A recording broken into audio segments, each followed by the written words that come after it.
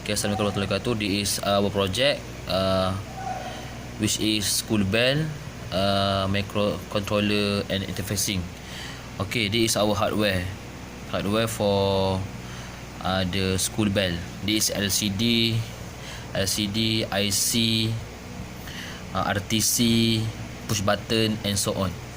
Okay, first but for our project, for the hardware is not completed, which is the output does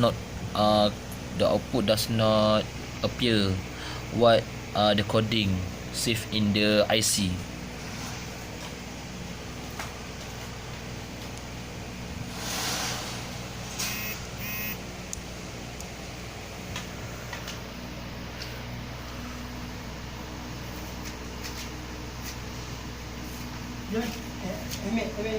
Azad. Nama dia. Mata dia ke bawah tak?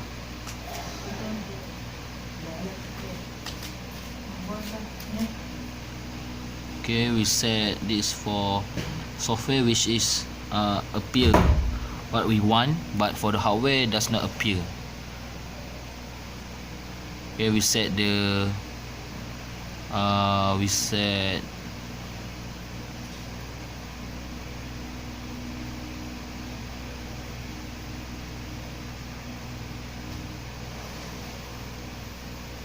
okay, and the buzzer will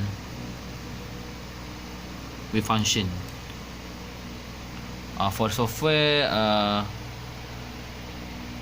we get the result, but for the hardware we don't get the result what we want.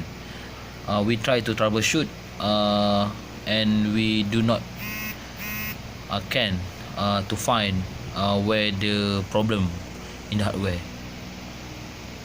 Basically, this is for the hardware for our projects. Okay.